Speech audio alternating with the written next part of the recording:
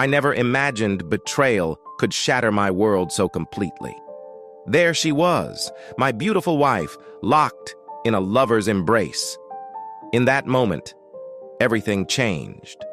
My heart broke, rage consumed me, and revenge became my only solace. The confrontation was inevitable, a storm of emotions and violence. In the shadows, I plotted, watching their every move. This isn't just a story of love gone wrong. It's a tale of deceit, vengeance, and the brutal consequences of betrayal. Welcome to my nightmare, where passion and fury collide. My name is Clinton Coroners. I am 35 years old, and at the start of this story, I felt confused and angry. I didn't know much about my situation. Sure, there were other things happening in my life, but I was blissfully unaware of how lost I really was. As I looked around the small airport terminal, I was still surprised at how my boss had convinced me to be there, doing what I was doing. It was a Friday morning in autumn, the day after Thanksgiving, and everyone else at our company, like most Americans, was relaxing. Yet there I was in this tiny terminal, waiting for a smaller plane to take me north to Canada. My goal was to make a deal with a small Canadian factory that could help us produce parts. The company, North Star Manufacturing, claimed to have advanced machines that were better than what we had. I heard from others that they only had 5 or 6 workers. I wasn't sure how such a small company could produce all the parts we needed, but my boss insisted I go and see for myself. I still remember the conversation that took my mind off the fun we were having the night before. I was with 8 other people, my wife Kathy, my brother Chuck, and his wife Annie.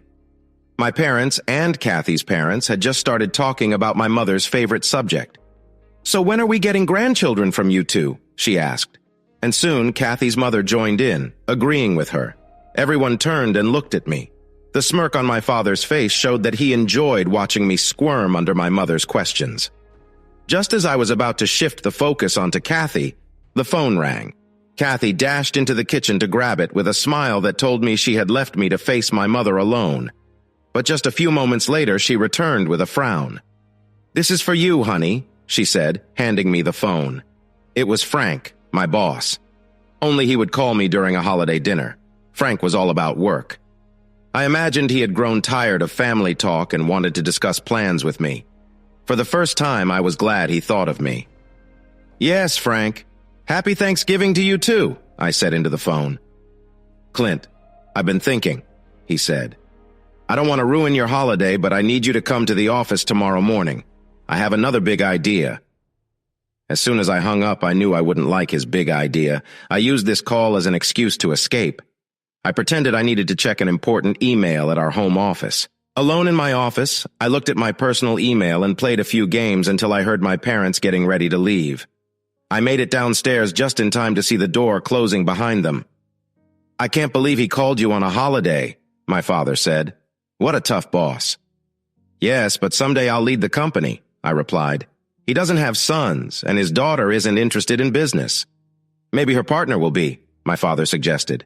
"It doesn't matter," I said. "Frank is not the type to give the company to a woman." "I hope he sees how hard you work," my father finally said. Anyway, that morning I was in Frank's office listening to him explain the trip to Canada. Going on this trip would earn me a bonus and a company-paid trip to Hawaii for me and Kathy. One thing I liked about Frank was that he expected a lot, but also gave a lot in return. For this trip, he arranged for me to fly on a small private jet. It was a luxury aircraft that could hold no more than 15 passengers at once. I would avoid long lines and uncomfortable seats. There wouldn't be any loud kids or difficult passengers. Frank also booked me a nice hotel with all the amenities. He even said I could take Kathy along. Kathy looked at me with sympathy when I told her and shook her head. "It won't work, cowboy," she said with a smile. "I love you, and I hate that you have to do this on your day off. But remember, you're working hard now so we can enjoy life later. But tomorrow is Black Friday, and I don't want to miss the sales to travel around Canada with you. Call me often and hurry back," she added. So far, the day had gone well. There was no snow yet, which was rare for November in Michigan. The temperature was in the upper 40s and low 50s, so I took my Mustang out for a drive. I liked that the airline offered indoor parking. It made me feel good that my Mustang would be safe while I was away. I was only going to be gone for 2 days, but I still worried about my car. With everything taken care of, I focused on my task ahead. Boarding the plane was simple. I just showed up at the hangar as the plane was getting ready to leave. I didn't need a ticket. I only showed my driver's license as proof of who I was. The woman checked my name and I got on the plane. Some people were already seated. 2 men in dark suits were working on their laptops and hardly looked up.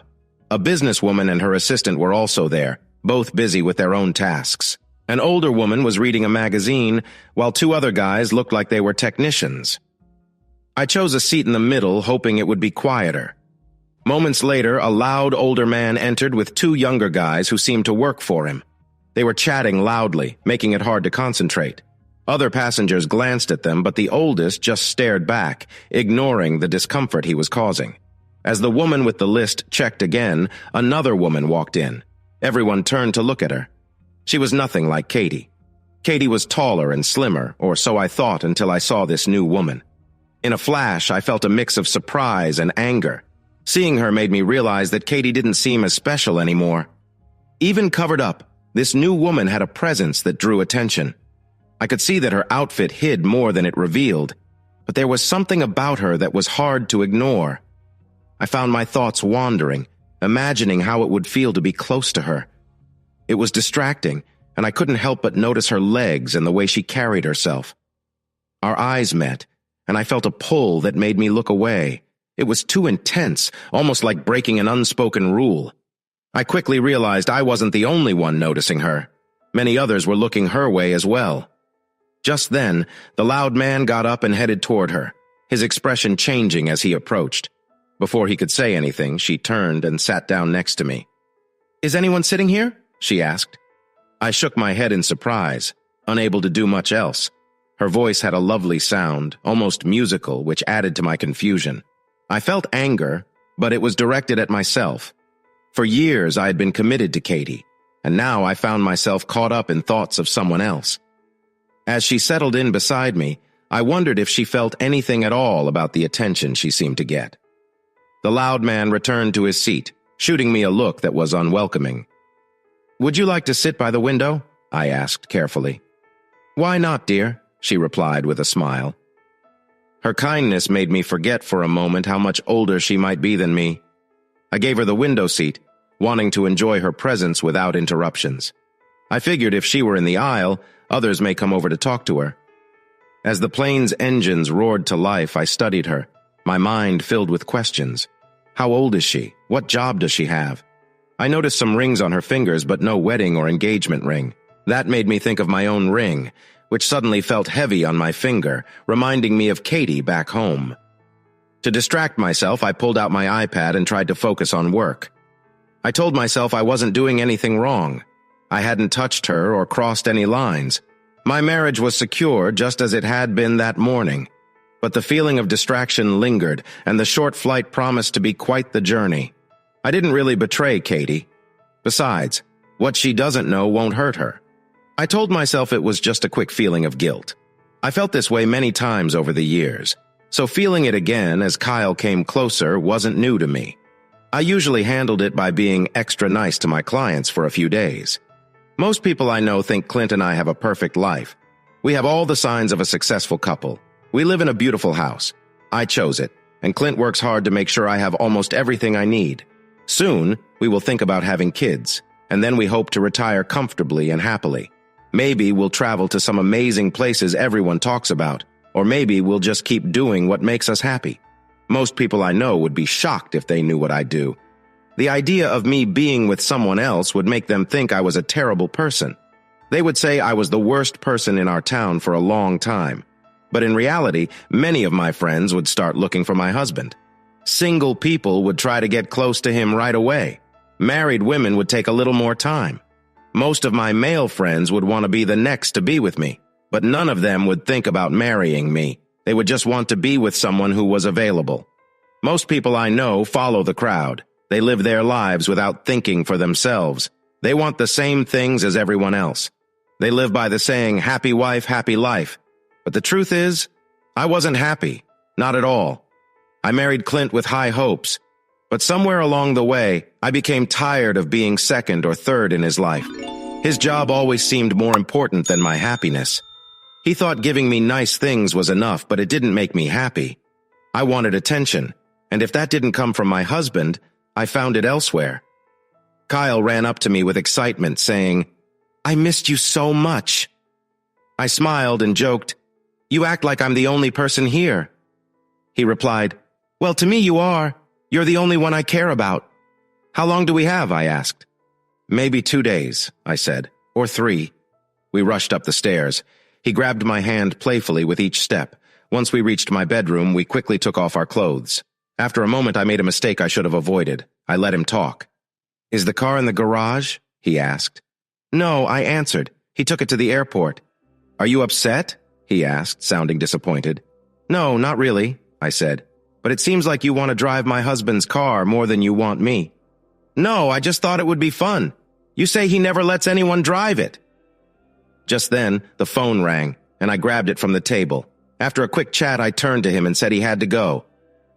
"I thought I was staying for a couple of days," he said sadly. "My mom and mother-in-law are coming over," I said, "and they'll be looking for things to gossip about. I'll call you when I'm back."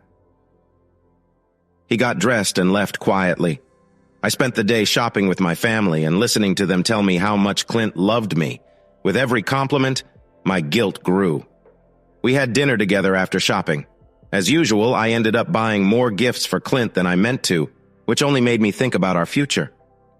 I didn't really know what I wanted. I wasn't sure if I loved Clint. I just knew I loved the nice life his job gave us. Even if I wasn't sure about my feelings for him, I didn't want to lose that lifestyle. I cared about Clint, and I didn't want to hurt him. I thought about divorcing him again, and remembered it would be a bad idea. Neither of us wanted that. Clint truly loved me, and a divorce would only cause pain for both of us. At 35, I wasn't young anymore. I had seen so many women struggle after divorce. Many of them faced tough times, feeling used and losing their confidence. They went from having a stable life to struggling. I felt sorry for those who remarried too. They often had to deal with bad partners because it was better than being alone. Those who never remarried were the most unhappy. They ended up lonely, dreaming of spending time with grandkids instead. And if I divorced Clint, what would come next? Kyle? No way. I knew I wasn't that foolish. First, I didn't truly like Kyle. I just enjoyed the attention he gave me. Even at 27, he was not at all suited for my life. Kyle didn't have a job or a plan and had never gone to college. There was no way he could take care of me like Clint did. Kyle only dreamed of becoming a successful rapper. I've heard him rap, and he's not good at all. I don't know much about hip-hop, but I can tell it's not great. Honestly, if I had to, I could probably do better than Kyle in a rap battle. The other reason I don't like him is that I'm not foolish. I realize that even though he says otherwise, the main reason Kyle is with me is for the money I give him. Of course, we're physical, and he enjoys that because I let him. But Kyle doesn't care for me any more than I care for him. I was deep in thought for so long that I lost track of time. It surprised me when my mother-in-law pointed out how late it had become. "We need to get you home so you can take calls from clients," she said, and my mom agreed. Really, Clint should have called me on my phone by now, even if it was just to say he had arrived. But when I got home, he still hadn't called. I started to feel anxious and ran through everything in my mind. We hadn't argued, and he kissed me like he wanted to be with me that morning. He even asked me to go with him again. As far as I knew, he wasn't upset with me. So why hadn't he called? Just then, my phone rang, and I picked it up quickly. "Why didn't you call me sooner? I was so worried," I said. "You told me not to call," Kyle replied, sounding confused. "I'm outside, freezing. Can I come in?" Clint had never gone this long without talking to me before, especially when he was away. I tried to find reasons for his silence, but nothing made sense. Canada was not a place without phone service. Maybe he found out about Kyle, but I didn't really think that was it. Clint was an honest man. If he knew about Kyle, he would definitely confront me. He loved me too much to play games. The only thing that made sense was that he met some clients, and they took him out for a meal, making him lose track of time. I opened the door and called to Kyle, who was hiding outside, shivering. As soon as he came in, I noticed that my neighbor Ethel was watching me closely. I would have to think of a good excuse for her before Clint returned. Kyle quickly entered the house and began taking off his coat. I pushed my worries about Clint aside for now, but no matter how hard I tried, I couldn't enjoy my time with Kyle. Deep down, I felt something was off. After a bit, Kyle broke the silence. "So your husband thinks you're upset about him leaving?" He chuckled. "Yes," I replied, wanting to keep it short. "What a fool," Kyle said, laughing. "Yes, a fool," I echoed. "Can you believe he loves me so much that he hates leaving? He even begged me to go with him. How silly is that?" Kyle agreed, not realizing I was being sarcastic. He didn't understand that I loved someone else. I couldn't help but laugh again when I thought about how hard Clint worked to earn money and how it supported Kyle. It felt like Clint was paying me for being with Kyle. I fell silent after this thought, and even Kyle noticed it. "Of course I'd be with you for free," he added, trying to recover from his slip. "I'd pay to be with you," he said almost too quickly. We both knew that was a lie.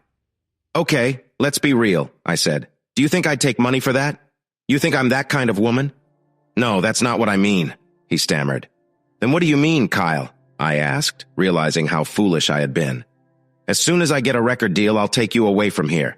It'll be you and me against the world," he said. At that moment, I realized how foolish we both were. I knew if Kyle ever made any real money, he would spend it on someone else without a second thought. I was naive for thinking I meant more to him than I did. I had everything I had ever wanted, but I was risking it all every time I let Kyle close. In the dark, with this immature person in my house, I finally understood my brokenness. I recognized that Kyle was just my way of rebelling against Clint for not putting me first. I was too scared to confront Clint directly. I didn't want him to lose his job or find something that paid less, which might require me to get a job to help out. It was far easier to express my disappointment by letting someone else have what Clint believed was only his. Me. As the plane took off, I felt a wave of panic. I had never flown in such a small plane before. I preferred traveling by car as I hated flying. If I had to, I would always choose a large commercial flight. But I couldn't this time. I was returning home to visit my last living relative, Aunt Alice. I spent Thanksgiving with her at her nursing home. She didn't look too well. Maybe I should think about moving her back to Michigan. My Aunt Alice was the only family member who didn't judge me for my choices. It was my situation that put me on that tiny plane. I was going to Toronto for a temporary job. Temporary jobs were rare for me. I mostly worked in a niche market. I was surprised I could make money from it. 20 years ago, I wouldn't have stood a chance. But now, it seemed everyone was willing to embrace their unique needs and interests. The plane started to shake and rattle as it took off. I heard a strange metal clanging sound as we tried to climb higher. Was this normal? I didn't think so, but nobody else seemed worried. It sounded like my car did right before it broke down. My heart raced and I grabbed the life jacket. I was used to feeling this way. It was one reason I tried not to draw attention to myself. People say we live in a good time now. Women have more rights than they ever did. We can own businesses, and soon we might get paid the same as men. In many jobs, we even make more. If a woman feels uncomfortable at work because of stares or unwanted comments, she can tell human resources about it. It's funny, but even if a woman is safer at her job, she can still face trouble and insults outside. From the moment I got on the plane, I felt like everyone was watching me. Most men and even some women were looking at me openly. I was used to this from men, but having women stare made me uneasy. They say women notice things about each other's bodies, and it felt like tiny bugs were crawling on my chest. To my left, I felt another stare. I turned and met the gaze of a man who seemed predatory. I had seen many men like him in my life. He looked like he would treat me disrespectfully. But then I noticed a man sitting right across from me with warm, gentle brown eyes. He looked at me too, but his gaze was different. He seemed to admire my presence, yet he felt a bit sorry about it.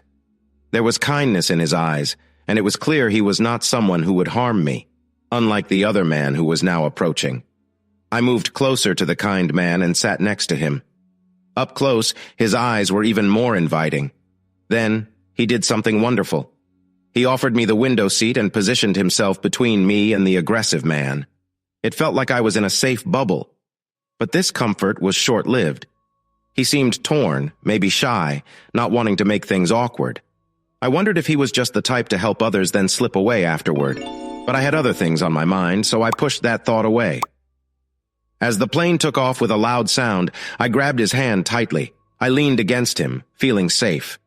Unfortunately, our hands were awkwardly close, and I realized how our arms were pressed together. He quickly felt how close we were and froze, looking surprised.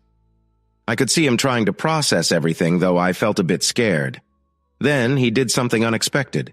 He untangled our hands but held on to mine gently. "Don't worry," he said with the kindest smile. I felt like I could get lost in those warm eyes. But what did I know? At 47, I had been in love only once, and it hadn't turned out well. "Flying is the safest way to travel," he explained. "But sometimes it feels scary. When cars have accidents, usually only a few people get hurt. But when planes crash, it's much worse." "You're exaggerating," he chuckled. "We're just hitting some bumps. It's usually rough during takeoff and landing, but then it smooths out." "Sure, but doesn't it feel strange flying in a metal tube thousands of feet in the air?" I joked, moving my hands animatedly. It was funny how my movements caught the attention of the people around us, especially the man who had been staring. "My name's Clint," he whispered. "I promise I'll keep you safe, Delilah." I smiled back at him, feeling a sense of warmth. He talked about where he was headed and his work, and sadly mentioned his wife. As we held hands during the flight, my fears faded away. I felt calm and happy, not wanting to let go of his hand. For once, I allowed myself to enjoy the moment. I had always been cautious, but I was ready to let myself feel free. If this man asked me to share something adventurous, I would consider it. I didn't care about his relationship for this short time. I just enjoyed listening to him. He made me laugh and feel special. The amazing part was that through our conversation, his eyes stayed glued on mine. He commented on my blue-green eyes, and each time it sent a thrill through me.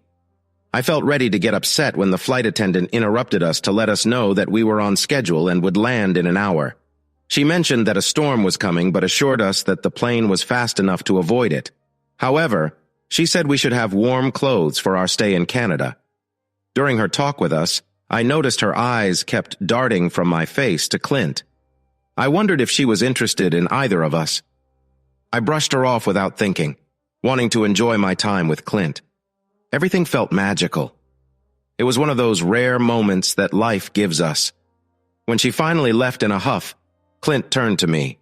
"Hey, you should look out the other side of the plane," he said. "For what?" I replied. "Isn't this side flying over the same land?" "Yes, but maybe it's nicer on the other side," he said. "I doubt it. I mean, my eyes are up here. They're kind of unique," I said, smiling. "Just think about it, or maybe go back to your seat," he joked.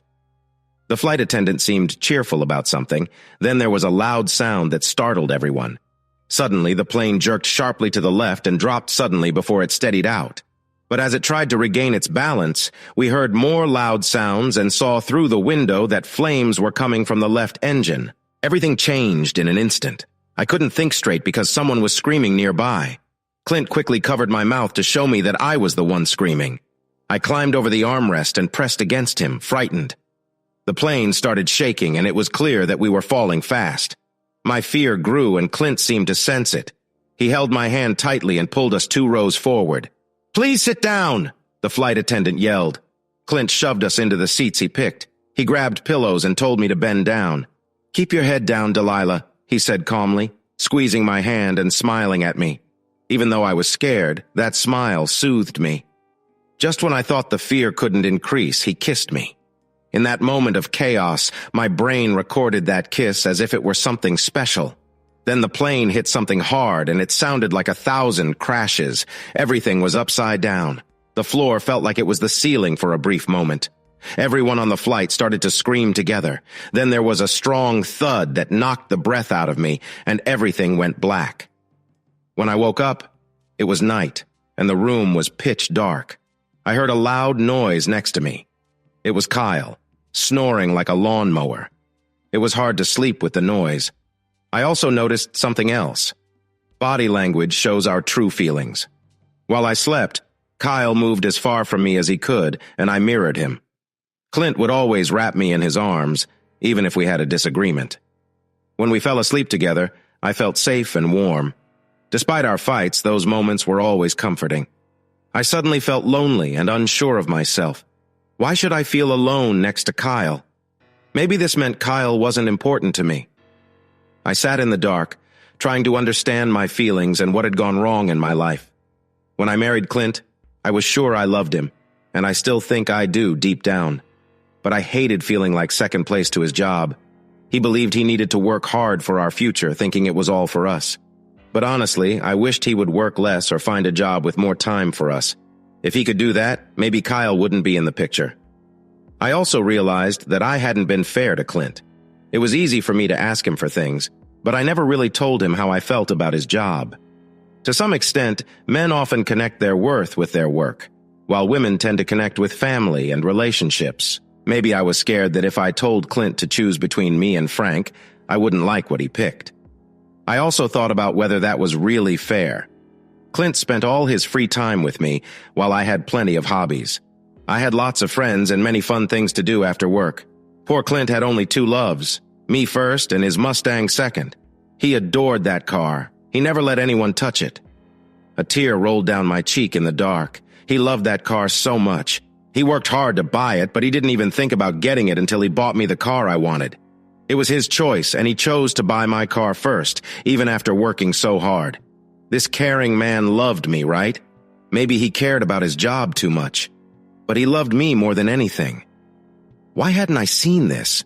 Was I really just a spoiled brat like my parents often said? I was ready to give Clint's Mustang keys to Kyle? That would be a huge mistake. Clint can sense something tiny on that car from far away. He would have noticed right away if someone had been in that car. He probably knew the exact mileage on the odometer. Letting Kyle drive would mean the end of my marriage. Was that what I wanted? Deep down, I didn't want Clint out of my life. I started seeing Kyle to get back at Clint for choosing his job over me. Now, that felt foolish and childish. It was like a teenager acting out because their parents disapprove. She gets a tattoo just to annoy them, but that ugly tattoo only makes her hide it forever. I sat in the dark, quietly crying, again wondering where Clint was and why he hadn't called. This never happened before, and I began to think he might have found out about Kyle. I reached out in the dark and hit Kyle. He woke up confused. "Go sleep on the couch," I said. "Your snoring keeps me awake." "I don't snore," he replied, but I complained that it felt like a construction site. "Well, sleeping excites me," he said. "I can't help it." At that moment, I decided Kyle had to go. Maybe we could make our last night memorable. "Kyle, I can help you with that," I said gently. Then I woke up in a nightmare. At first, I didn't know where I was or how I got there. It was very cold, and it looked like snow was falling. Something warm and soft was underneath me. When I tried to sit up, something heavy stopped me. It was very heavy and made noise when I moved. I could have pushed it off, but it was smarter to crawl out from underneath it. As I crawled out, I realized the warm thing was a person. Suddenly, I remembered everything, the plane crash. I calmed myself. I was alive and could still think. I tried to recall what had happened and realized I could do it. This was a good sign, probably no brain damage or concussion. I carefully moved, flexing my arms from shoulders to elbows, then wrists, and finally fingers. Other than a few cuts, they felt fine. I did the same with my legs and feet. Everything seemed okay. However, my upper back hurt a lot. I could still move my muscles there. That was a relief. I remembered how I protected Delia when the plane fell. The luggage compartment had fallen on us. I crawled out from under her and turned to Delia. "Delia, are you okay?" I asked. "I think so," she replied sleepily. "I'm cold and my leg hurts a lot." "I'm sorry," I said. "I'll get you out of here as soon as it's safe." I stood up and looked around. It was dark, but my eyes adjusted slowly, helped by a few small lights. I saw the plane had broken into pieces. I remembered moving Delia and me a few rows ahead of our seat. Now, I felt glad I had. I had read that some places were safer during a crash. I moved us to one of those spots, and it paid off. The part of the plane we were in was pretty intact, but everything in front of us was a mess, like a crumpled piece of paper. The front of the plane broke apart to protect us from the impact. In that area of chaos, nothing moved. I could barely see some body parts among the wreckage. Then I saw her, the flight attendant who told us we'd land in an hour. Her body was badly hurt. Her face was unrecognizable, and though it was horrific, when I looked into her eyes, it seemed like she was trying to say something. Then her gaze turned blank. Her pain was clearly over. The plane had a tear in it, and snow fell into the cabin. I noticed a strong smell. It smelled like gas, probably jet fuel with a fire burning nearby. It might just be a matter of time before parts of the plane caught fire or exploded. I looked at Delia. "Delia, we need to get out of here," I said. "I prefer it when you call me sweetheart," she said. I grabbed her arm and tried to pull her out from under the luggage compartment, but then I heard her shout, "Clint, stop! My leg is stuck!" I knelt down to look at her left leg. I checked from her thigh to her foot. She was free until the very bottom. "It's not my leg that hurts, but you can check any time," she said. "I have a lot of spots you can feel sorry for," I replied. I only wanted to understand what was happening. "You didn't say which leg hurt, so I started with the closest one." Despite the pain, she smiled at me. I moved to check her other leg and saw that her lower leg, from her knee to her ankle, was caught between the seat we were on and the seat in front of us. There was no way to free her without moving that seat or doing something drastic. At the same time, I could smell jet fuel getting stronger. It wouldn't be long before this area of the plane caught fire. "Oh no!" I shouted. "You need to get your leg free first." She chuckled. "We'd enjoy it more that way." "That's a bright sense of humor," I said with a laugh. She replied, "Who's joking?" I looked around for something to help us. There had to be an emergency kit somewhere, but I found nothing. Then I noticed one of the broken seats. The frame was made of strong steel tubes. I knocked one of the tubes out and went back to Delia. I pushed the tube between the seats and used all my strength to pull them apart. It worked. Just then, I noticed smoke rising from the other side, and small flames were starting to lick the walls. "We need to get out of here!" I exclaimed. I pushed harder, but suddenly the tube bent under the pressure, and the seats finally separated. Delia gasped. "That hurt," she said. I rushed back to the broken seat and grabbed 2 tubes this time. "Delia, this is our last chance," I said. "I know your leg hurts. We don't know if it's damaged, but you have to move it, no matter how much it hurts. The plane is about to catch fire. We have to either get you out or risk staying in here." She looked sad. "What if I can't?" she said. "You have to try," I answered firmly. "I promised you would be safe, and I meant it. Get ready." I slid the 2 tubes into the gap. I put all my weight into it, and with a loud noise, the space between the seats widened. Delia pulled her leg free just as one tube broke and the other bent. "Let's go, Delia, we have to leave," I shouted as flames started to creep closer. She struggled to step on her foot, so I turned around and carried her on my back to the open end of the plane. The place we were exiting was about 10 feet above the ground, and the opening was filled with sharp metal edges. I grabbed a piece of carpet and pulled it toward the opening. "Sit on it!" I shouted. "I'll jump. Then you can slide down and I'll catch you to help you land. Just keep your hurt leg up." Before she could respond, I jumped into the darkness. On the ground, I could see small lights. We were in a thick forest and pieces of the plane were scattered around. Once I landed, I reached out to her. She slid to the edge and then fell into my arms. It was quite a strain carrying her. She was not small. I held her securely. "Clint, if you wanted to hold me, all you had to do was ask," she joked with a grin. "That goes for me too," a voice called from behind us. "I think God is looking out for troublemakers," Delia whispered. As soon as I had her safely in my arms, the section of the plane we left caught fire. I pulled Delia away, dragging her to safety. "What's wrong with her?" asked a loud voice. "It's her leg," I replied. "She can't walk." "That's too bad," he said. "It's a shame to lose such beauties." "You can't lose what you never had," Delia shot back at him. He just shrugged and moved away, saying he could handle it. He walked to another part of the plane where a couple of other people were waiting, including a flight attendant who was helping an injured man. I saw that some people had gathered supplies from their section. I noticed that a tail part of the plane was missing, probably thrown far when the plane crashed. Bodies were on the ground, and some survivors were wearing torn clothes for warmth. One of the men went back inside, calling for another man to follow. They seemed to be looking for more useful things. "Clint!" I heard Delia scream again. I turned to see the loud man approaching her once more. I rushed back. They were having an intense conversation. "Hey, buddy," he said with a big smile. "Have you talked to my team? Are you thinking of joining us?" "Stop lying," Delia stated sharply. "He wants you to go with them because you're strong. He thinks I should stay here with someone who can't move. Those of us who can make it should leave this way," he argued. He pointed in the direction the plane was flying and said we should just leave everything behind. I asked him, "Hey, buddy, this is Canada. Anyone who stays out here will freeze long before anyone can find us." We were on a small private jet. The pilot owned the company, and one of the flight attendants was his wife. Everyone who worked for the company was on board. Nobody was searching for us. We were stuck in the wilderness. There was no cell phone signal here. We couldn't call for help. As you heard on the plane, a big winter storm was coming. The plane was going about 300 miles per hour, escaping the storm for now. The snow would start to pile up any minute. If we didn't start moving, we could all freeze. People who couldn't keep up would just slow us down. "This is nature. Only the strongest survive," I said.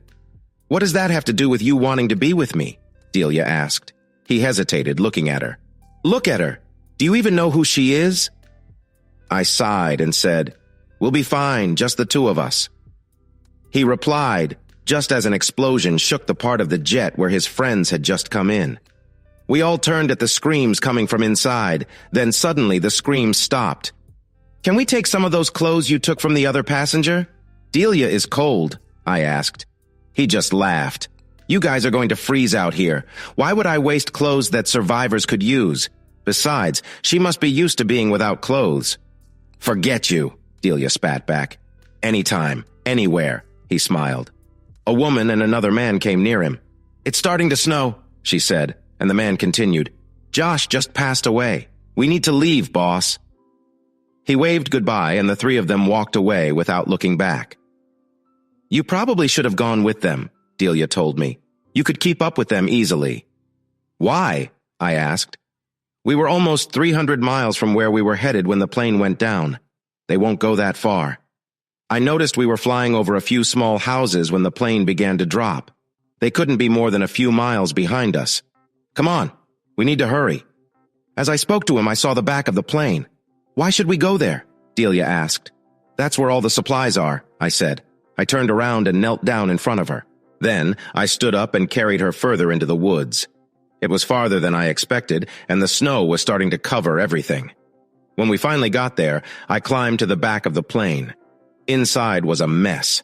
I kicked open the broken door. I found several shelves filled with blankets.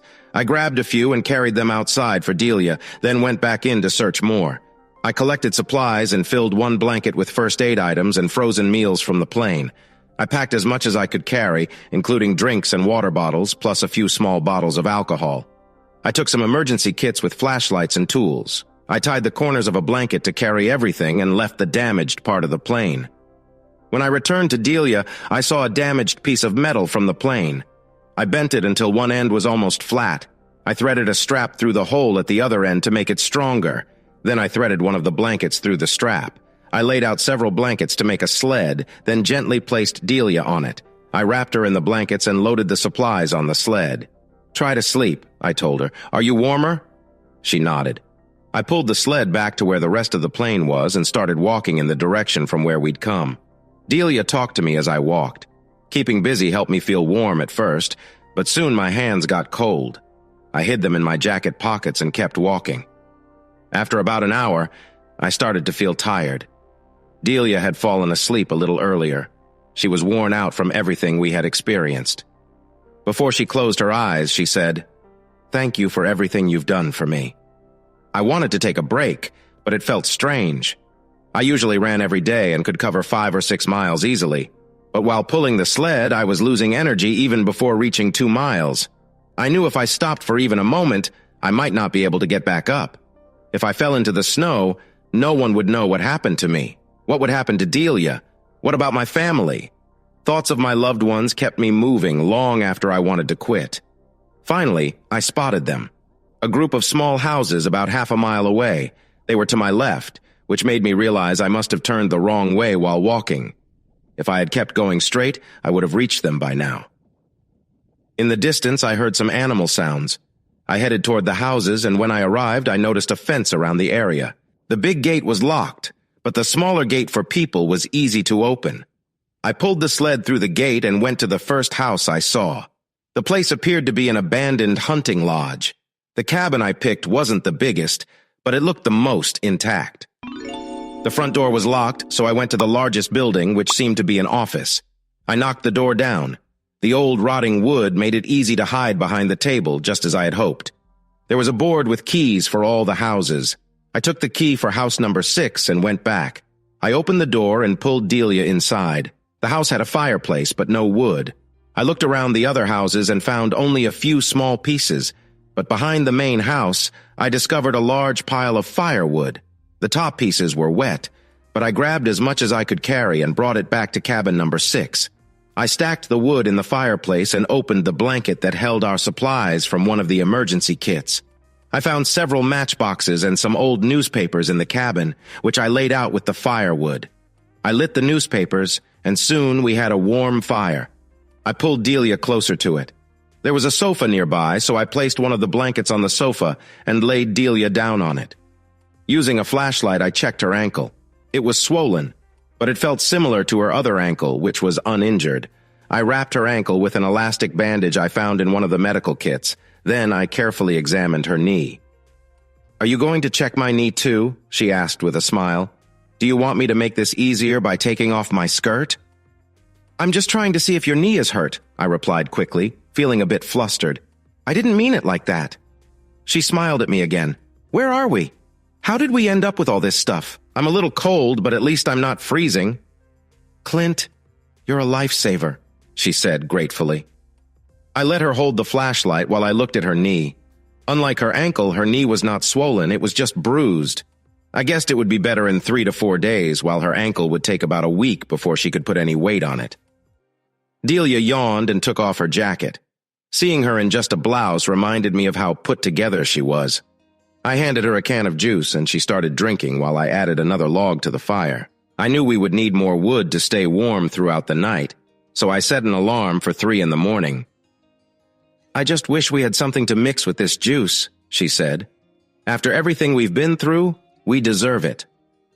I went outside to the porch where the food was wrapped in plastic bags. I thought it was safe even if some animals managed to get over the fence. I also grabbed a small bottle of liquor. I walked back to the couch, took a can of orange juice from Delia, and poured in some vodka before handing it back to her. Then I took off my shoes, grabbed a blanket, and lay down in front of the fire. "Come up here to the sofa with me," she said. "I promise I won't dream about you." We needed each other's warmth to stay comfortable. A few minutes later, I was lying on the big cozy sofa with her under the blanket, watching the fire. As the snow piled up outside, I soon drifted off to sleep, wondering about what was happening with the group outside. Morning came, and Kyle walked into my room. He greeted me, trying to act nonchalant. Just then, the phone rang. "Kyle, get away from me!" I exclaimed. "I need to answer the phone." I reached for the phone and managed to grab it just before it went to voicemail. "Hi, Katie, it's Frank," he said. My heart sank. "Have you heard anything from Clint?" "No," I replied. "I haven't heard." "Look, Katie, I didn't mean to send him away so soon, especially during the holiday, but I see Clint like a son. When I leave the business, it all has to be done right." I was shocked. Clint had often said he wanted to be in charge one day, but I never thought he meant he would own the entire business. "What about your daughter?" I asked. "I love my daughter," he replied.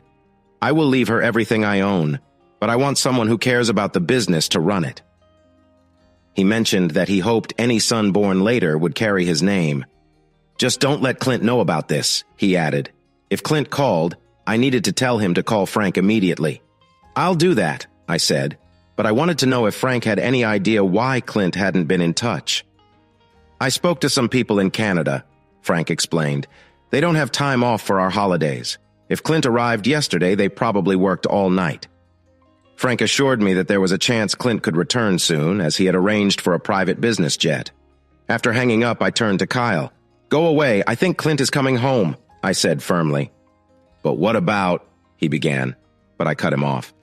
"Hey, Kyle, do you want to have fun or do you need money for rent?" I asked. "Why can't I have both?" he complained. "I really care about you. My new song is all about you. It's called, 'Why Are You So Cold?'" I couldn't help but laugh. "Kyle, I know a lot of people, and they don't talk like that." I wrote him a check, gathered his things, and gently pushed him out the door, still chuckling. It could have been worse. He might have tried to perform it for me. I cleaned the house as if I were on a mission. I wanted to remove all signs of Kyle before Clint got home. It was typical of Kyle to work late just to surprise me. I also kept thinking about Frank possibly leaving his business to us. We could become wealthy and spend our retirement traveling and enjoying life. I planned to start working on the kids as soon as Clint returned. Later that evening, Frank called again. I told him that I still hadn't heard from Clint. "Katie, honey, I have bad news," he said. I got excited. "Did he call you? When will he come home?" "Katie, the plane hasn't landed. He went missing between Detroit and Buffalo Gap." I couldn't believe it. I struggled to listen. "We don't know if anything bad happened," he said. "If there had been an accident, we would have heard about it. We just have to wait for news." I called both our parents to update them.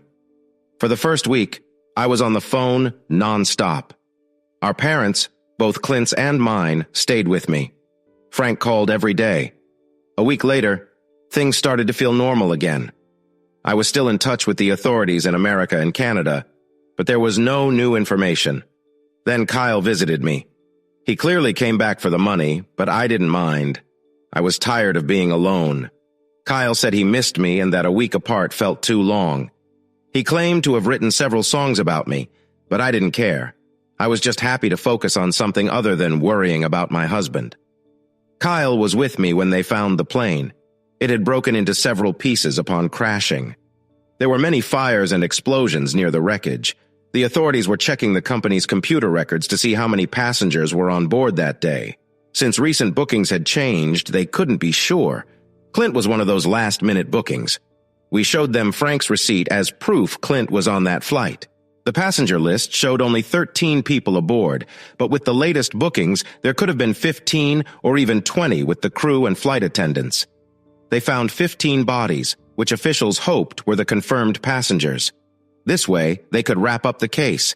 DNA testing would still be needed for identification, but it would be a step forward. I cried for 3 days straight while Kyle stayed by my side. I didn't care if anyone saw us together. 2 days later, things took a turn. They found something unexpected that made them continue searching. A team from a Canadian company en route to help investigate the crash discovered 3 bodies north of the crash site. 2 were men and 1 was a woman in a jacket with the airline's logo. It seemed 3 people had survived the crash but died while trying to find safety. The nearest town was over 100 miles away. It was a risky escape, and they likely wouldn't have made it. 1 man was found with his mouth open as if he were still speaking when he passed away. Frank and I went to the site to identify the bodies. We had already seen all the remains except for those that were badly burned and needed DNA help for identification. None of the bodies were Clint's. That night, Kyle asked me when we would get a check from the insurance. The next morning, I woke up and realized I was holding someone's hand. My hand was on my wristband. It explained why I didn't hear the alarm. My arms were wrapped around her. We were in a close position, and I felt a bit guilty. "Delia, wake up," I said. "I'm not asleep," she replied cheerfully. "We need to get up." "No, I feel warm and cozy. Why get up?" she asked, turning to face me. Her striking blue-green eyes were captivating. Our faces were so close that it took all my willpower not to kiss her. "Give me one good reason to get up," she challenged. "Breakfast," I answered. "Okay, that's a good reason," she agreed. "Do we have breakfast?" I nodded. "And lunch. And dinner, too.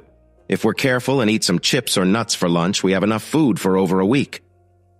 "I think your ankle will be better by then. If no one finds us, we can return to the plane for more supplies." "Sounds like a plan," she said. "Let's eat." I started a fire and used it to heat the food. There were even a few plates in the kitchen. After breakfast, I explored the lodge. There was a loft above, but it was too far from the fire to stay warm. We had to sleep by the fire. I was about to check other buildings when I realized we were covered in snow. I spent the rest of the day talking to Delia. Although our conversations were light, it was clear we were growing closer. Delia enjoyed teasing me and testing my limits. We could talk about simple things, and she would look at me with her pretty bluish-green eyes and ask, "You like me, don't you?" That made me smile.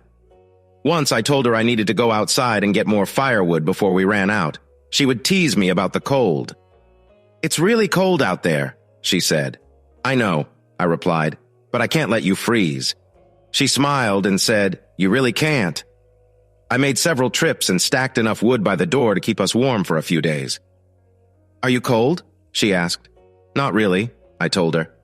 "I think it worked," she said with a grin. "I warmed you up a little while I got firewood for us." Then she laughed for no reason at all. "What's so funny?" I asked. "You got wood from me to collect wood for me?" She chuckled. I stepped out to grab a blanket and our dinner supplies. I let her pick what we would eat. She chose meatloaf, and I picked chicken parmesan, which looked great on the package. After dinner, I took a water bottle and washed our dishes using some soap I found under the sink. I was happy we had a sink. Running water would have been nice, though. "I haven't moved much today except to go to the bathroom," she said. "But I'm tired. Are you going to sleep?" I thought for a moment. "Come on, Clint," she urged. "It's getting dark, and we have nothing else to do. Throw a couple of logs on the fire and come under this blanket with me." We talked for a while before falling asleep. Delia shared her life story and opened up completely this time. I realized I was wrong about her. She was so much more than I thought. Her father owned a store and raised her to be a kind person. She married her high school sweetheart when they were both 18. He joined the army, and they decided to wait to have children until he finished his service and went to college. He extended his time in the army to get the best benefits. Things were going well. They bought a house and started planning for his return to civilian life. David was gentle, funny, and always very loyal to her. Even though he was not a good dancer and tripped often, he made her laugh. At their prom, she wore a lovely dress, but he wore work boots. They tried to dance even when they were clumsy together. After that night, he asked for her hand in marriage.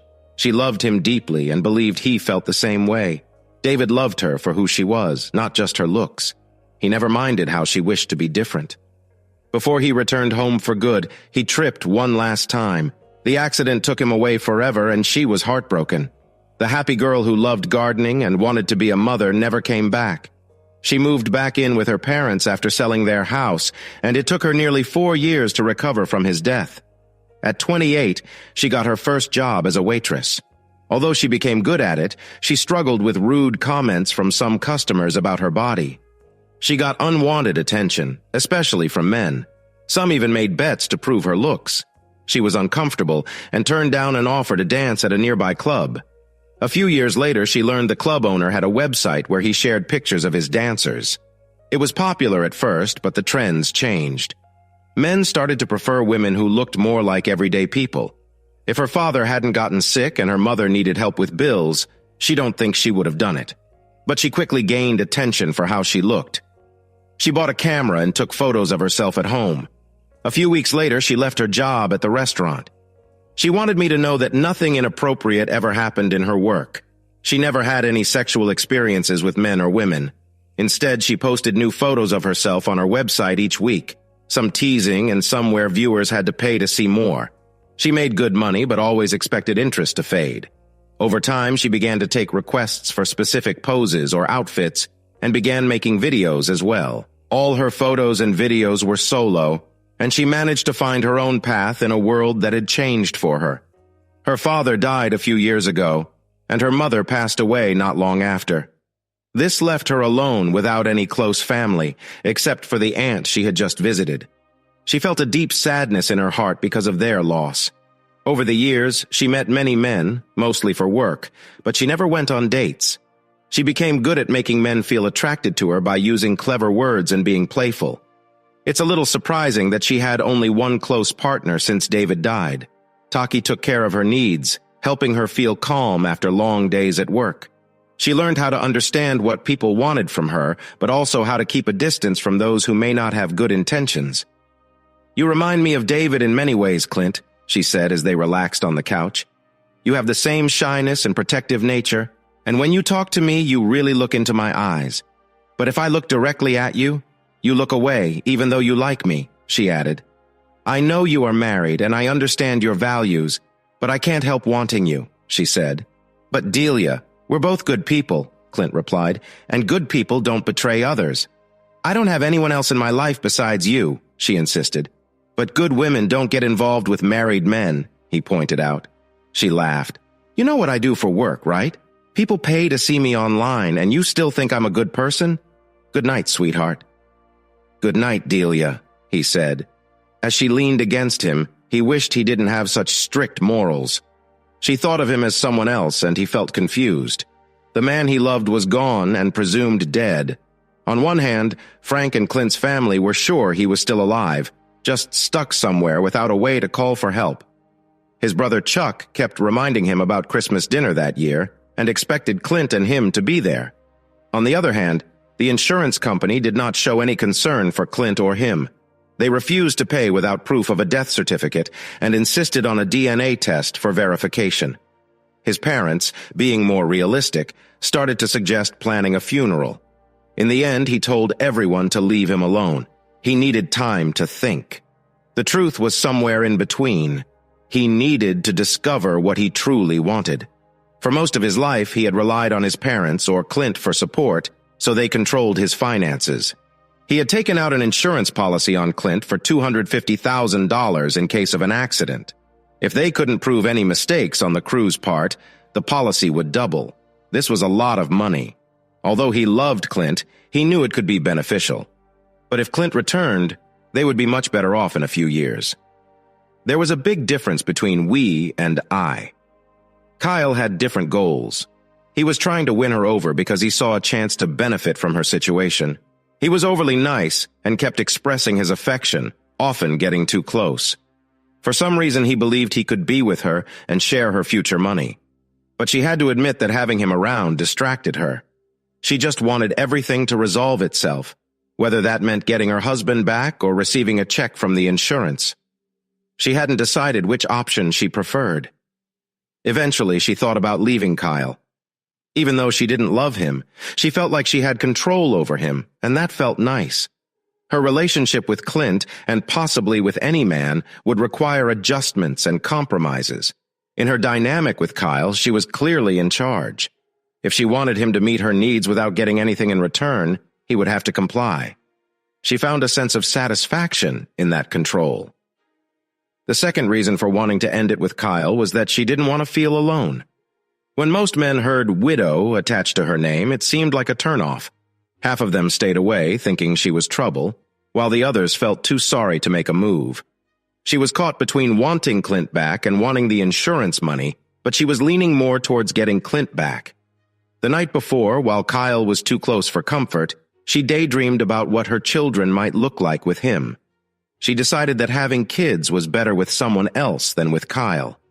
"Delilah," she thought, "only you could go through a plane crash and still find a silver lining."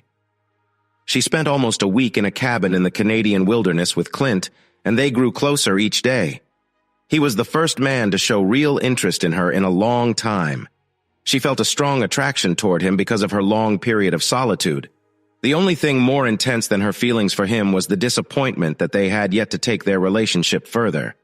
If she could stay with Clint, she wanted to make him the happiest man alive. Besides all his wonderful traits, she felt sure he shared her feelings. She admired his efforts to remain faithful to his wife. A few days ago, we found out that we both had old phones in our pockets. A brick is a phone that doesn't work for calls. His iPhone was almost out of battery while my Samsung still had 75% left. He showed me a few pictures of his wife and one of his cars. I laughed a little, but honestly, I was more interested in the car. Anything he cared about enough to take a picture of was worth my attention. His wife was amusing in a way. She was tall, thin, and had a sort of sharp look.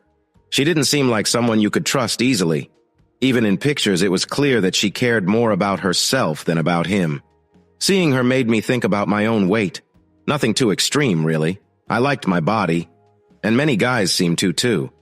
But I could drop a few inches off my waist. I felt like this was more of a concern for me than for Clint. Every night, he placed his hand on my stomach, so I figured it couldn't be that bad. Of course, I made sure that each morning his hands found their way to my chest before he woke up. My wish to lose some weight partly came from seeing his wife. This was probably my only insecurity. Her chest, though artificial, was much smaller than mine. It looked stiff and didn't move like real breasts, almost like two balls stuck to a flat chest. Even models didn't like that style. Many older women liked it, though. The only good thing about that look was that they seemed really firm when dressed. But they didn't move at all. Most men preferred a more natural look. So I thought, 1 point for real breasts and 2 for larger natural ones. She also had no curves. It was like her lower back just led right into her legs. That flat look was in style once, but now most men liked more shape. Her figure looked good in baggy clothes, but in jeans or fitted skirts you could see something was missing. That shape didn't work with a thong either. Her legs were long but too skinny. Clint often helped massage them when they were sore, but I think he just liked touching them. Unfortunately, he was right about my ankle. I hadn't told him yet, but I could walk a bit on it. It was getting stronger daily, just like my feelings for him. I didn't want to leave this place. You might think that after spending so much time together, someone would need a break. But I didn't feel that way at all. Every night I got closer to my wishes. Last night, as we sat on the couch talking, things shifted. We took our usual spots. He was behind me, and I tried to rub against him a little. This time it felt different because he was responding too. I felt more excited and didn't want to say anything that might spoil it. I slowly moved his hand from my stomach up so it barely brushed against my chest. Clint seemed lost in our moment. We talked and touched each other as always. Soon we were acting as if there were no tomorrow. I felt great. I began to unbutton my blouse, enjoying his hands on my skin. I couldn't hold back my sounds of excitement. As soon as I did, I could feel him tense up instantly. "I'm sorry," he said, pulling his hands away like he had touched something hot. "Me too," I said.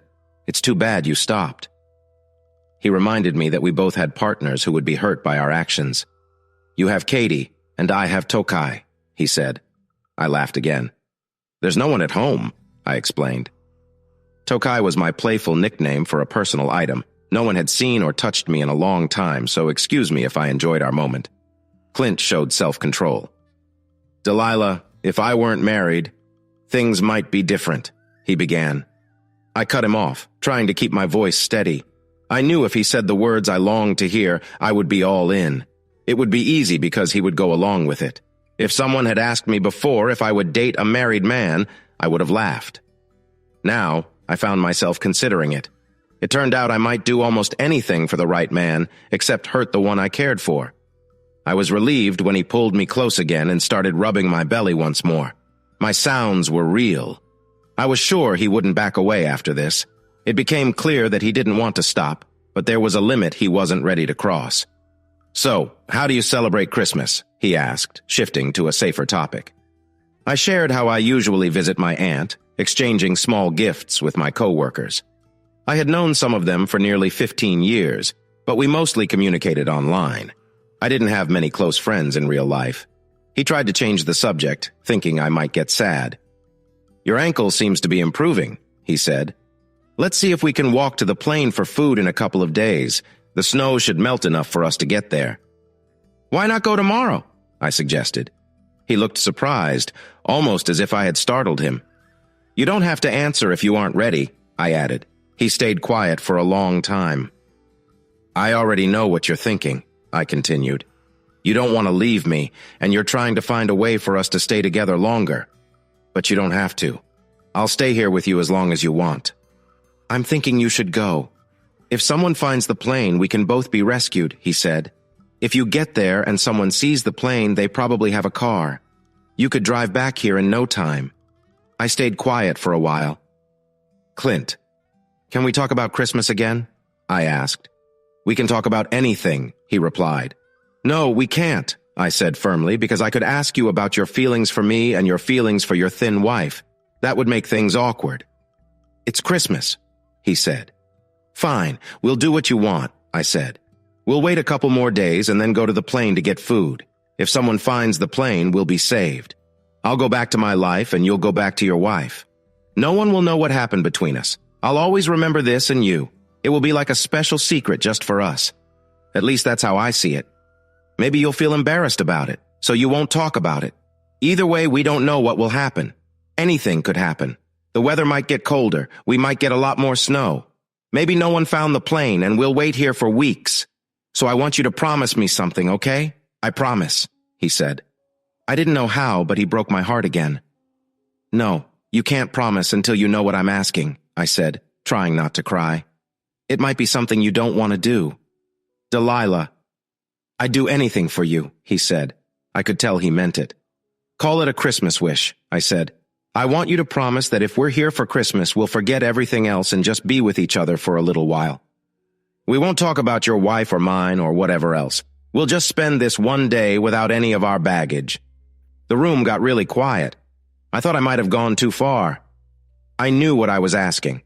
I promise, he replied. After that, we both fell asleep.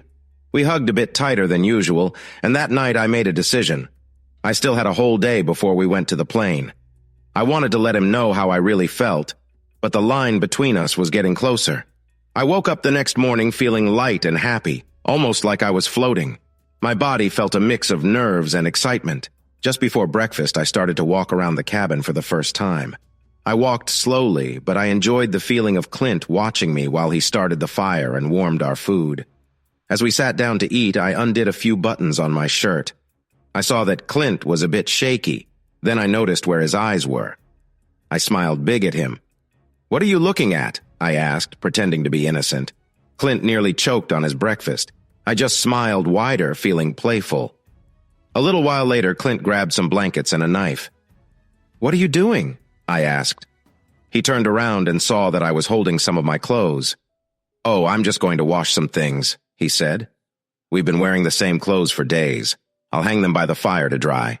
"What about you?" I asked again. "We only have these light jackets we wore on the plane," he said, picking up a blanket he had cut. He threw it over me, making a makeshift poncho. For a moment, our eyes met.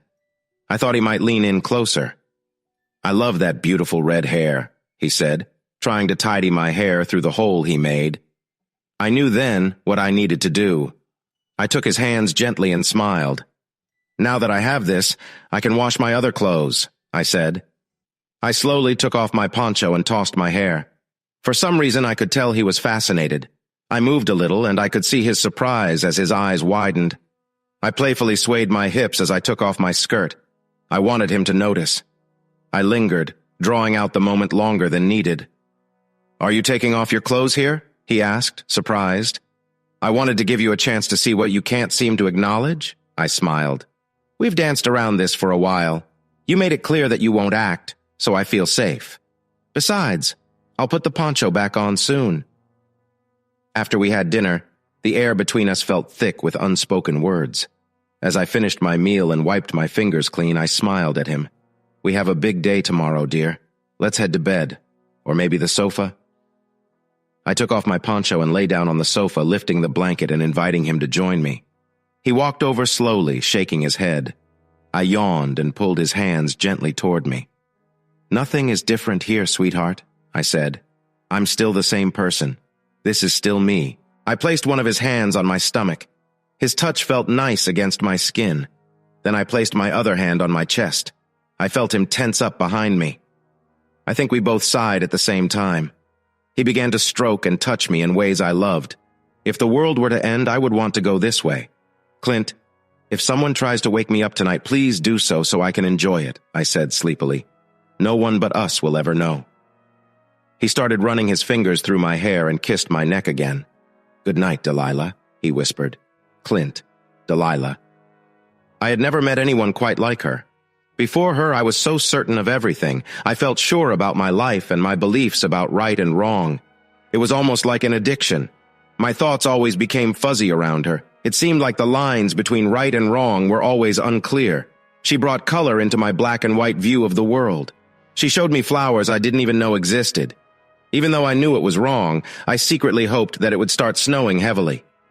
I wanted a big snowstorm right after we got to the plane. I wanted us to rush to gather enough food for a week or more and head back while she rested in my arms. More than anything, I wanted to hold her for as long as I could. One night, she turned over, and we were lying face to face. Her head was on my chest. I had my arms around her waist, holding her close. Until that moment, I thought Katie's strong form was a treasure. Could it be that my ideas about what I found appealing had changed so fast? As much as I cared for Katie, the choice between being close with her and the person I was holding right then might not have gone the way I always thought it would. Delilah promised that no one would ever find out. Should I give in to something that felt a little wrong? Why should this be wrong? This could make both Delilah and me so happy. How could that be bad? Happiness is supposed to be good. Two people can be happy and no one gets hurt. Sounds like a win-win. But it was just like many tempting things, like addiction or too much of anything good. But in the end, it can be hard for you. As much as I wanted this, it would only cause problems later. There are no more secrets in the world. Nothing can stay hidden forever.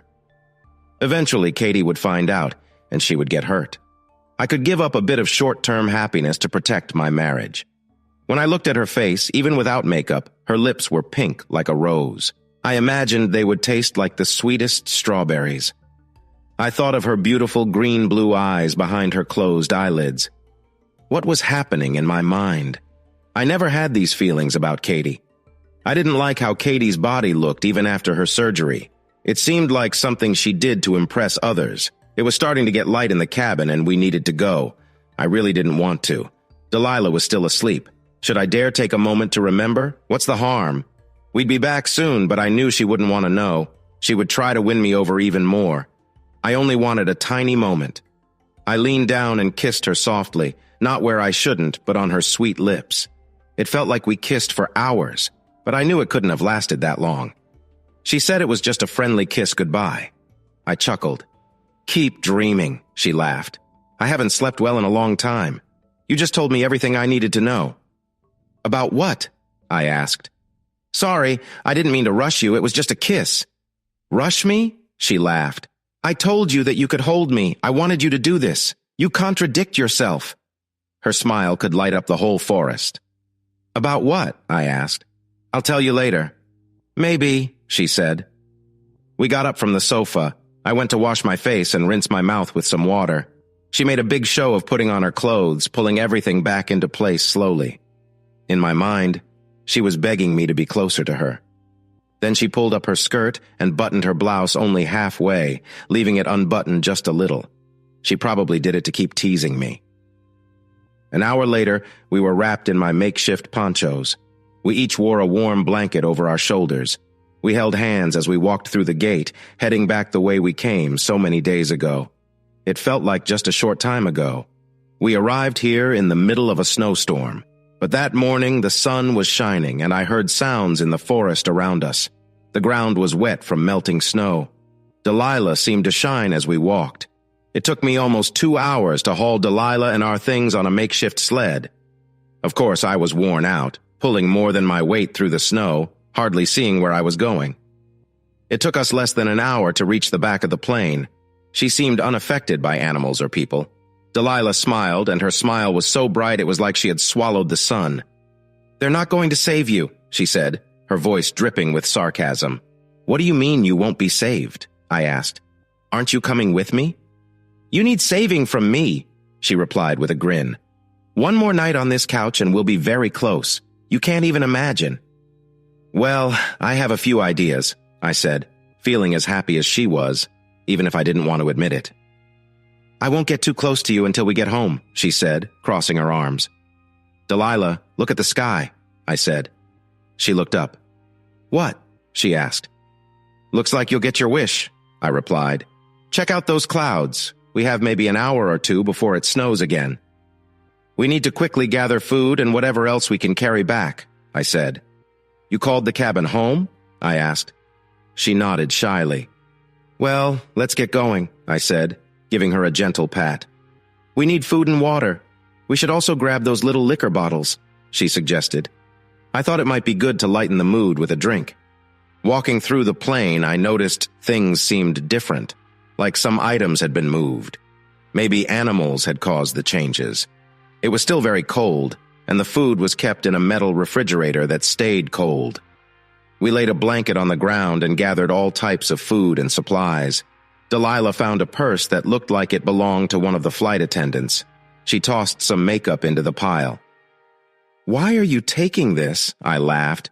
"You don't need it. You're beautiful as you are." "Thanks for the compliment," she replied with a laugh. "If you were so eager to be close, you should have acted on it sooner." Just then, a voice rang out from outside. "Hey, get away from there!" an officer shouted. "You're messing with evidence!" A stout investigator stepped onto the plane and glared at us. "How am I supposed to figure out how this plane crashed if people like you keep moving stuff around?" he yelled. "Look at what you've done. People died here, and I need to sort this out. The help I have is as smart as trained monkeys. I'd take monkeys over this." He looked at our gathered items and turned even redder. "You've ruined everything," he shouted. "What did I do? That's it. You're under arrest. Get the cops here now." "You could just ask us," I said softly. "You mean you remember where everything was?" he said with a smile. "No, you fool!" Delilah yelled. "We were on a plane. Go ahead, arrest us. You'll just look foolish." "What kind of investigator are you?" I asked. "You had a chance to be a hero, but now you look ridiculous." "What's your name?" he demanded. "Clint." "Don't tell him anything," Delilah shouted. "You're Clinton Connors," he yelled back. "You're on the list." He was jumping up and down like a kid who really needed the bathroom. "Hey, everyone, call a helicopter," he shouted. "I'm a hero. I found the only survivors." He then told us to sit down. "After everything you've been through, you must be tired and hungry. The helicopter will be here soon. I saved you both." Delilah glared. "You're a jerk. We're not getting into anything that flies. I won't even ride in a truck that's too high." "Why is she mad at me?" he asked. "She should thank me for saving her."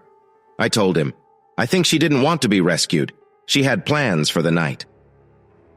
Less than 10 minutes later, we were holding hands in the back seat of a Jeep as the snow began to fall. "You were wrong," she said. "We didn't have 2 hours after all. We'll have to carry all this food through the snow." She squeezed my hand. An hour later, we were driving through a modern Canadian city. Many people wanted to ask us questions. I called my friend Frank. "Clint, I knew something like this wouldn't stop you," he said. "I'll reschedule your meeting for tomorrow morning. You can go home right after. Katie is worried. I'll let her know you're okay." "Don't tell her," I replied. "I want to surprise her." "Why not? It'll be like those stories of soldiers surprising their families when they come home," he said. "If you tell her I was found, she'll insist I come home right away. There won't be a meeting." "Fine. I won't say a thing," he agreed. Delilah turned down a ride on the plane back home. She wanted to return to Michigan. It was funny that we both lived in the same state. I needed to stay a couple more days to meet with the Canadian officials. After that, I would take a flight home. I insisted I would go with her. "It doesn't matter," she said. "We had a great adventure, and I have a secret." "What is it?" I asked. "Nothing you need to worry about," she said. "But I have a question for you." "Okay, ask," I replied. "What were you thinking when you looked at me that morning while you thought I was asleep?" she asked. I hesitated. "Don't even bother answering," she laughed. "I'm pretty sure I already know. But if you won't tell me, I won't share my secret. I'll ask you one more question. If you answer, you'll learn my secret. If not, maybe I should ask your wife." What question was I asking? What kind of man who touches a woman's body and imagines being close to her would ignore her and choose to kiss her on the lips instead? She asked me this, and then she leaned in and kissed me unexpectedly. Delilah smiled at me. I wanted to say something, but before I could, she jumped into a rented truck and drove away, not looking back. I was shocked that she was leaving my life so suddenly. It felt wrong, but maybe it was for the best. What we had in that little hut was just as she described. It was a thrilling adventure filled with secret memories we couldn't share. Those memories felt comforting when I thought of them, but they also had the power to ruin our lives. Perhaps it would be smarter to just keep them as memories and nothing more. Maybe what I thought was a connection was really just two strangers pressed together in a tough situation, making me think it was more than it was. For me, it felt like the ache of a first love. It was like finding someone in school who felt so different and captivating. Now that she was gone, I felt a heavy sadness in my heart. It was just a first crush, after all. Does anyone ever truly forget their first love? I doubt it. We always remember them until our last breath. Even so, we often end up with someone more suitable and real. I had to set aside these dreamy thoughts and return to my more practical, if less thrilling, life. It was time to say goodbye to vibrant feelings and face reality. Life is often very clear-cut. Working with the Canadians was simple. I got better terms than I had hoped for. There was a deal to close. They needed parts, and we had a mutual interest in making them. The only thing we needed to figure out was the money, which felt trivial after everything I had been through. I flew home on a large plane that felt like it could hold my whole neighborhood. Looking around, I saw no distractions. The plane was filled with people of different backgrounds, but none seemed interesting to me. The best part of my trip was when I finally reached the parking lot and saw my Mustang. I smiled, but it quickly faded when I had to pay for long-term parking. I hopped in, and the engine roared to life. Thankfully, there was no snow, or my car would have struggled to make it back. I started charging my phone in the car. I was happy when it turned on and all the missed messages from family came in. There were calls from my parents and many messages from Katie, wondering where I had been. I was sure they would all be glad to see me, and we could talk about my time away, at least the parts I could share. I knew that telling the story about Delilah wouldn't be wise. My feelings for her would show through my voice. I decided to record the moment Katie first saw me, so we could share it with our families.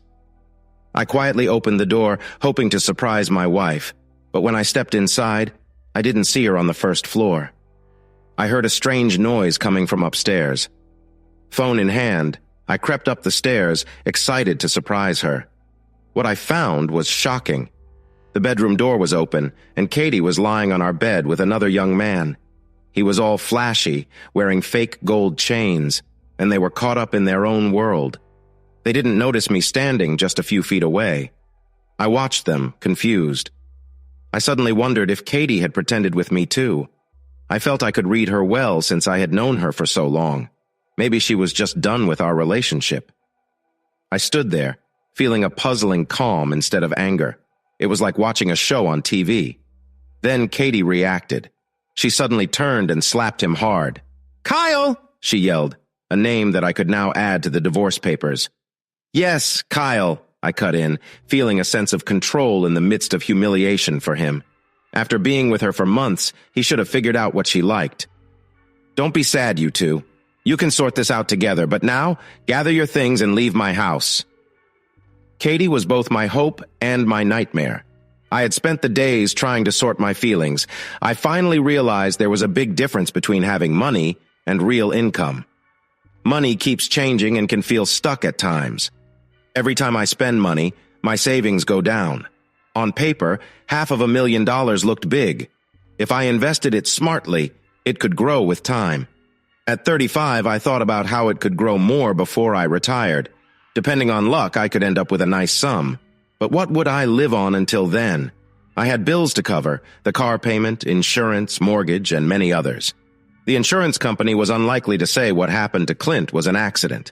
Their focus was on mechanical failures and human mistakes. Most likely, I would only get $250,000. Living on that for years would be hard. If I spent just $25,000 a year, it would be gone by the time I was 45. Even if I used Clint's pension, I wouldn't see any of that until I was 60. I had a big gap to fill, meaning I would likely need to find a job, which felt overwhelming. There was no way I could survive on $25,000 a year. It felt impossible. Clint had spoiled me. He loved me so much and showed me that I could have what I wanted without much effort. The current guy, Kyle, was not helping. He didn't seem to do anything important. The only reason he stuck around was that I didn't want to be alone. I spent time with him to keep him quiet. When we weren't together, he roamed the house, muttering and trying to make silly rhymes.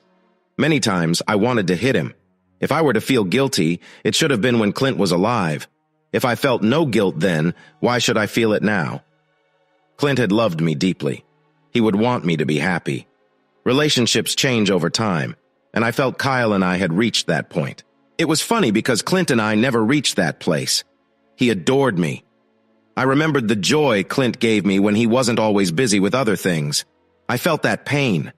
I screamed in frustration. My anger took time to settle. Kyle was going to pay for what he tried to do. Suddenly, I heard a voice that shocked me. I turned and saw Clint, my husband, standing in the doorway. My heart sank as I realized my situation. I felt exposed and wished I could disappear. But instead, I fell out of bed when Kyle pushed me away like he was scared. He scrambled to cover himself while trying to find his clothes. I struggled to breathe. Clint just stood there, smiling, holding a phone. Who was he going to call? Kyle tried to escape through a window but hurt himself on the latch. He screamed in pain, especially when Clint walked over to him. Kyle nodded like a fool when Clint asked if it was okay to call him by his name. None of us knew why Clint seemed so calm after finding Kyle in such a situation with me. Clint told Kyle to sit down and tossed his clothes into the hallway.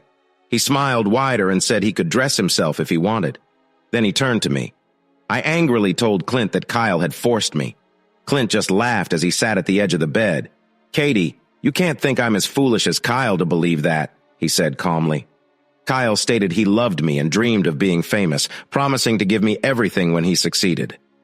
Clint just wished him luck and pointed out how that hadn't worked out for him. In that moment, I realized Clint was surprisingly okay with what happened. We were both shocked. Clint didn't seem to mind what he saw, and I was stunned that he had hidden a desire to see someone else with me for so long. Clint smiled as he said maybe things could work out in a different way. Despite the weird situation, he acted surprisingly kind and polite, but then he added that maybe it was time for us to move out. I was confused and asked him if he really wanted Kyle to take me away. His expression changed quickly. Full of anger now, he shouted that he didn't care what we did but wanted us both gone from his home. I tried to remind him that it was our house, that we chose it together. He shrugged, saying people often make silly choices. He mentioned that my name wasn't on the mortgage, and the only way I could claim the house was through his death. His tone turned harsh, and I felt tears roll down my cheeks. But as I looked up, he seemed to calm down. "Listen, Katie," he said softly. "Maybe you should stay with your parents for a bit. Once you get a lawyer, we can talk about who gets the house," he continued, "while we figure out an agreement." "What agreement?" I asked. "Our lawyers will sort it out," he explained. "I'll begin by letting you keep the bed." "I don't think I could ever sleep on it again," I replied. "Which lawyers?" I wanted to know. "Why do we need them?" "Oh, come on," he said. "Frank told you everything, didn't he? If we want to get rich, we need to invest." "What are you talking about, Katie?" he replied. "We're getting a divorce. We need lawyers to file it." "I don't want to stand in the way of true love," I said. "I hope you and Kyle are very happy." I was in shock as I watched him give Kyle a high five. "We're not getting a divorce," I shouted. "Not a chance. The only true love here is between you and me." "You already did it," he said. "I have it on video. It'll be used as proof in the divorce." Kyle was dancing in the background. "Proof," he hummed. "The only solid thing here is Kyle." I couldn't believe I was ending up with him. Clint started filming Kyle's silly dance. "Kyle, take this phone," I said. Kyle stopped and looked puzzled. "Are you serious?" he asked, a bit scared of Clint. I nodded. He turned to Clint and said, "My lady told me to take your phone, so give it to me." Before Kyle could finish, Clint punched him in the mouth. Kyle went flying. Clint grabbed him and dragged him into the hallway, then tossed him down the stairs. He turned to me. "Get dressed, Katie, and leave, or I'll call the police and show them the video of you telling Kyle to steal my phone," he said. "But dear, we can work this out," I cried. "Get a lawyer and we can start the process," he said. I nodded. "Kyle, get up here and start putting my stuff in my car," I yelled. "Katie, you're leaving here in the clothes you're wearing," he said. "I'm still paying for this Lexus. It's staying until we figure out who gets what." Thankfully, Kyle had not spent all the money I gave him. We had to take a bus to my parents' house. I'd never ridden a city bus before. "These are my folks," Kyle said. "Look, I'll give them some." Suddenly, Kyle stood up and started rapping. 3 older women grabbed him and threw him off the bus. They looked at me because I had come in with him. I quickly got off the bus as well since his landing looked painful. After 2 long hours, we finally got to my parents' house, which usually takes only 20 minutes. I tried to explain to my parents what was happening, but it seemed Clint had already called them. To be fair, he had called them to say he would pay my lawyer and not block my credit cards until everything was concluded if I didn't go into debt. My mom, whom Clint could not refuse, got even more out of him. She told my dad everything, and they were both very upset. They started yelling as soon as I rang the bell. "It's not that bad," Kyle chimed in. I had serious doubts about Kyle being a good rapper. It was one thing to see my strong husband beat up Kyle, but watching my 68-year-old father chase Kyle surprised me. The last thing I saw was Kyle limping down the street, with my dad hot on his heels. If my mom hadn't made my dad come back home, who knows what might have happened to Kyle. The divorce was fast and rough. I got my clothes, my car, and some cash. I could not get more because Clint wouldn't budge.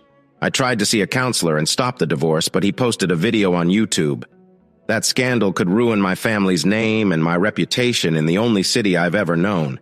I wished for a house, but my lawyer and dad explained the real deal.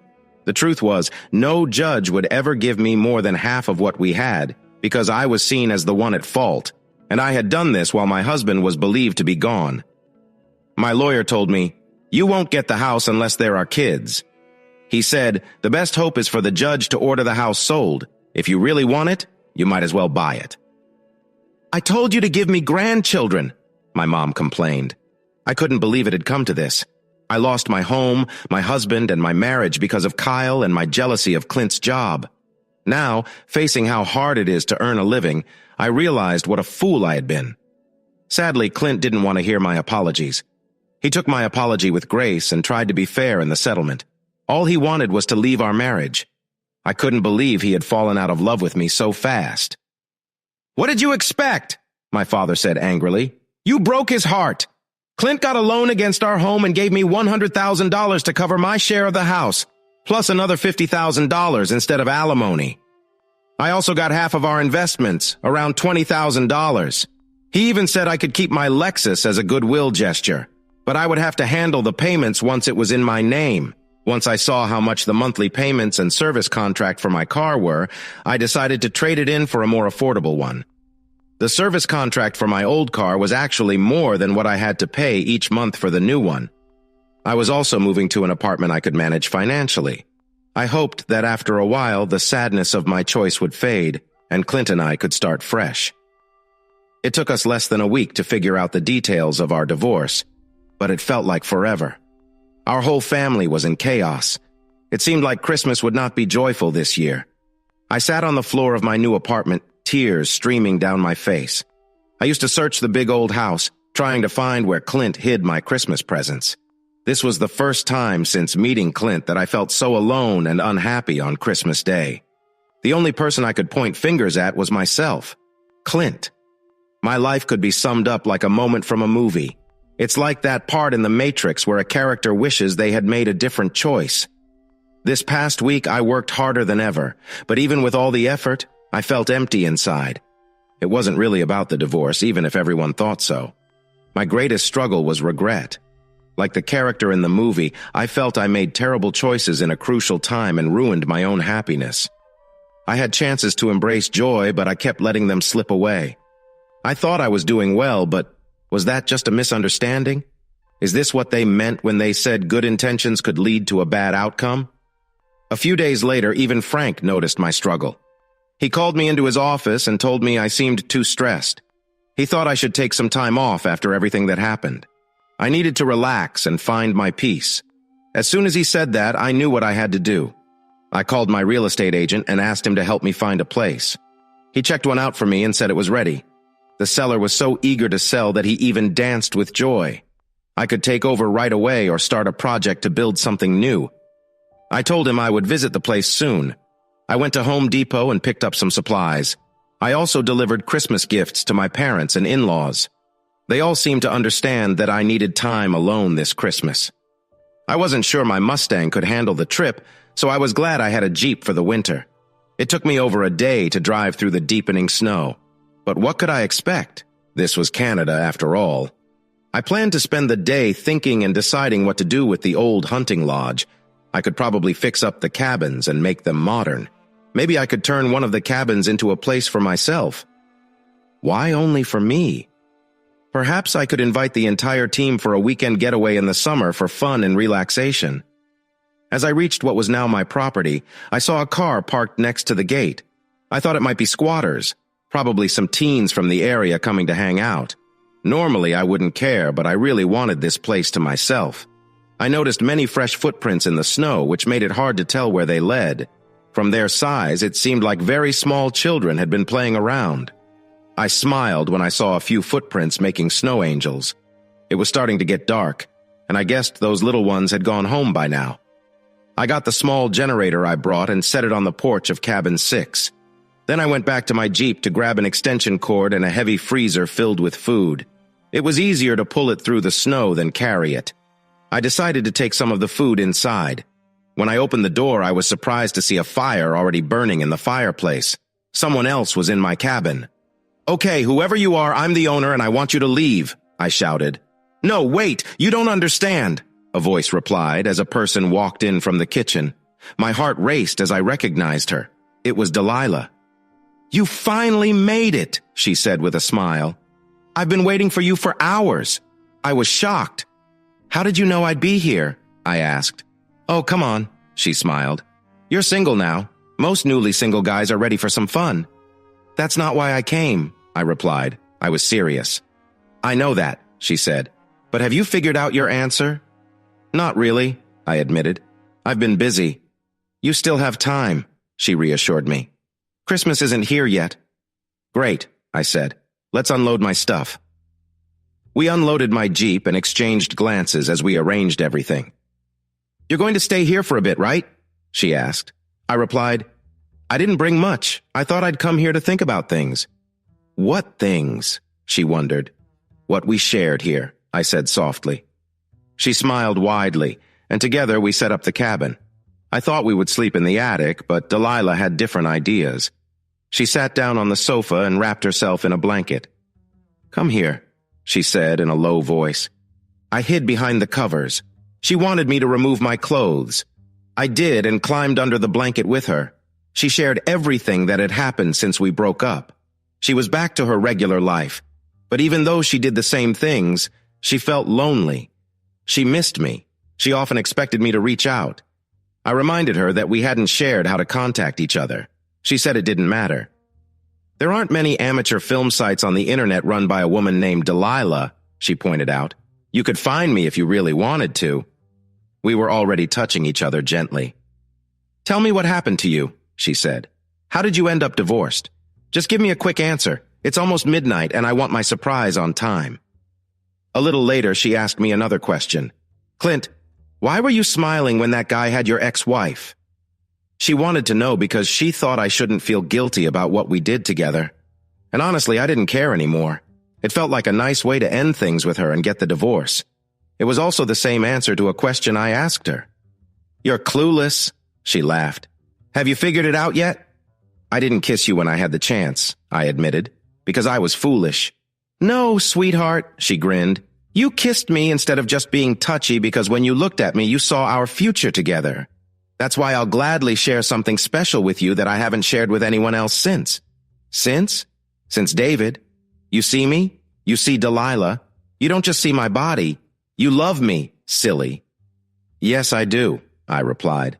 We gazed into each other's eyes just as snow began to fall outside. Our first kiss was shy.